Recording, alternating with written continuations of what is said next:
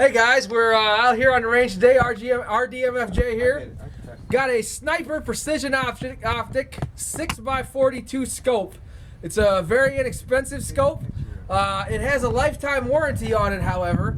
And so when we're talking about scopes, generally speaking, we're talking about two kinds. There's either really high-end scopes or low-end scopes. And what a lot of people worry about when they purchase a low-end scope is it going to hold up to the rigors of everyday use? Now this is a rubber armored, it's 6x42 fixed power scope. That's going for it in that it doesn't have a lot of complex stuff that's easy to break on the inside. It also is rubber armored. And a lot of us remember back in the day in the early 90s and the 80s where they rubber armor a really cheap scope and then try to say that it was waterproof because it had rubber on it. So I'm naturally suspicious of rubber armored scope. But this scope right here with the mount is a very inexpensive option. It also has a multiple illuminated reticle on it, and it comes with a lifetime warranty. So we figured we'd come out here and we'd mess it up and see if we can make it fail. So we've got it sighted in. I have it mounted up on this AR, and what I'm going to do now is just give it just the beginning of our test. We're going to go ahead and do a mag dump, see if it still holds zero after we do a mag dump. Okay, so that's what's going to happen right now. Got some SS109 green tips.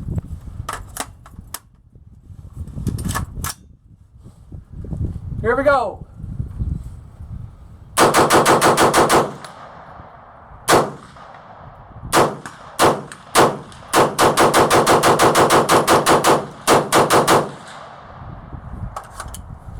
Scope seems to hold in fine. Got some of the same ammo. I'm gonna go ahead and shoot and see if I can hit the steel target I got down range. You guys should hear it if I hit it. If I hit it, it means we're still zero.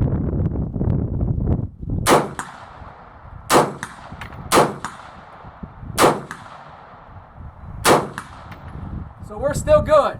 So that's test number one.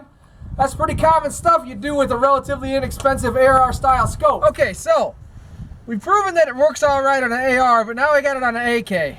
And one thing that I'm kind of always concerned is it going to hold up to extended use?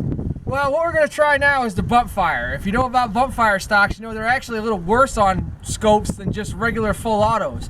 Because a full auto, as I'm pulling the trigger to the rear, it's one continuous motion straight back. But with a bump fire, the gun has to move like this as it's going. So not only do you get the recoil impulse, but you also get the scope now bouncing back and forth every time the gun fires. So hopefully this will be a pretty good illustration to showing us what an extended use test is going to be on this. Is it going to hold up to the recoil that's actually a little more realistic than what we normally would have by, you know, shooting it with a 300 Winchester Magnum, which you'd never mount one of these onto. Now obviously this is not a good setup for an AK. I'd have to hold my head up here to be able to see through it, so you wouldn't actually mount this scope on here. But for the purposes of today, I got a Midwest Industry scope mount, a Vepr with a slide fire Gen 2 stock on it. We're going to do a 90 round mag dump, 30 rounds at a time. So here we go. Eyes and ears, boys. This is definitely going hot.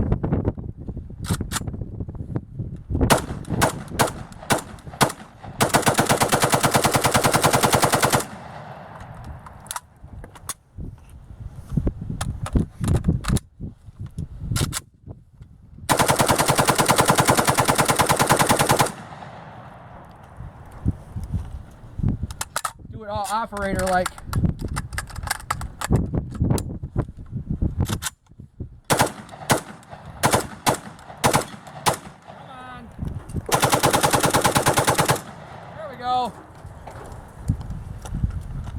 So, now I'm kind of interested to see,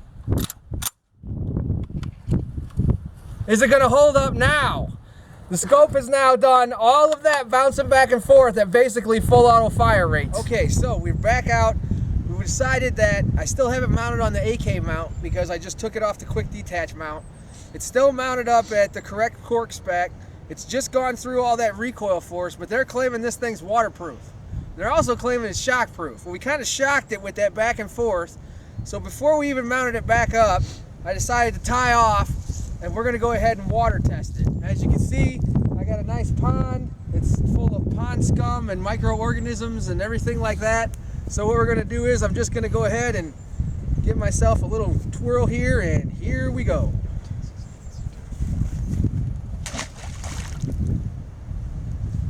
Now we're gonna go ahead and, I think it touched bottom. Now we're gonna drag it, and here's hoping it's still attached when I get there. Oh, look at here, come look. Oh yeah. Oh, we got some mud going on. We got some sticks and shit. Oh yeah, okay. All right, so here we go. Let's go ahead and take a look. Had the lens caps down. Oh, look at that. Oh, water. However, oh yeah. Oh God. You know what? Just for the sake of argument, let's throw it with the lens caps up too. Oh, hit the bottom. Hang on, I'm gonna dredge it now. We're dredging. Okay. Look at this mud plume. See that? There's a nice mud plume there. See, we're just gonna go ahead. Oh, there it is. Oh, look at there. Ah, there's water actually in the ocular lens. There you go, bud. A lot of people will claim their stuff's waterproof. So here's my question. Is it? Other than some droplets, still crystal clear.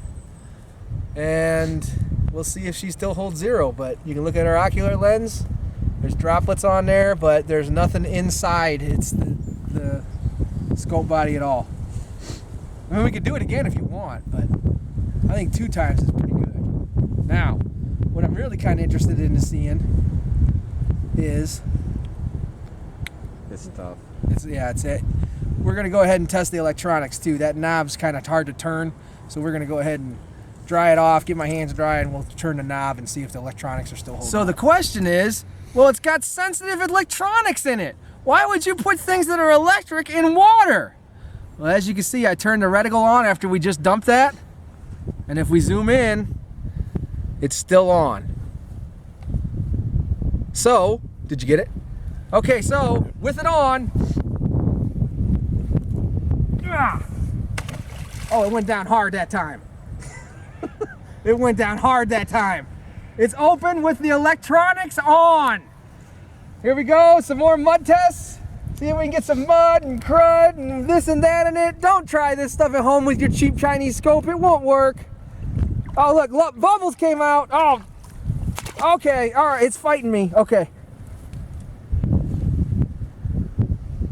Guess what, boys? It's still on.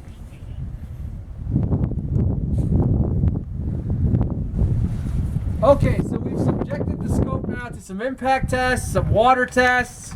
We've proven the electronics are truly waterproof. We've put mud and crud and crap all over it.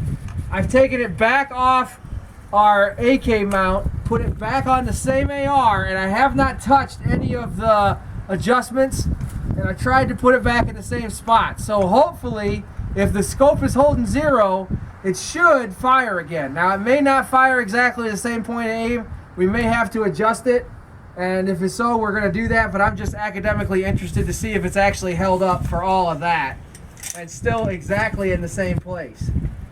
So, eyes and ears, boys, we're gonna give it a shot.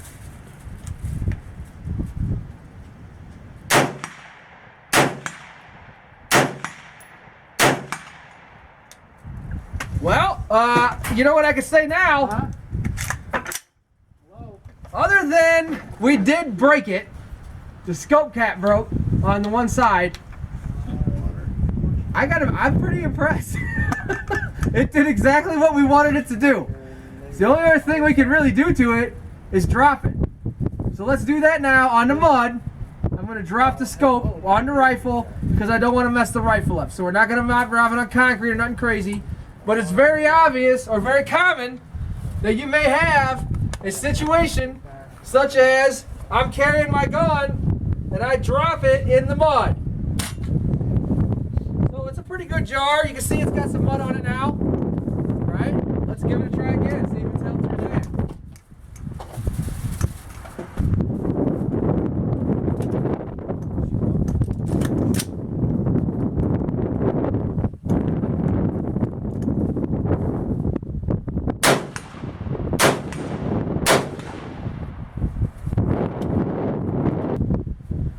So let's recap. So far, this little sniper scope, 6x42 illuminated reticle. Okay? One-piece tube, rubber armored. Here's our model number. That right there. Okay? Lifetime warranty, available through us. Still got the mud, crud, bars, and dirt on it. We've accelerated frigate shot it. We've shot it just right off the rip. It holds zero. There's no doubt it holds zero now. What's left for us to talk about? The electronics in it are truly waterproof. We've proven that. We've had water literally running out of this thing. It still works. And now we've dropped it directly into mud and crud all over it. It still holds zero and works. Color me impressed, boys.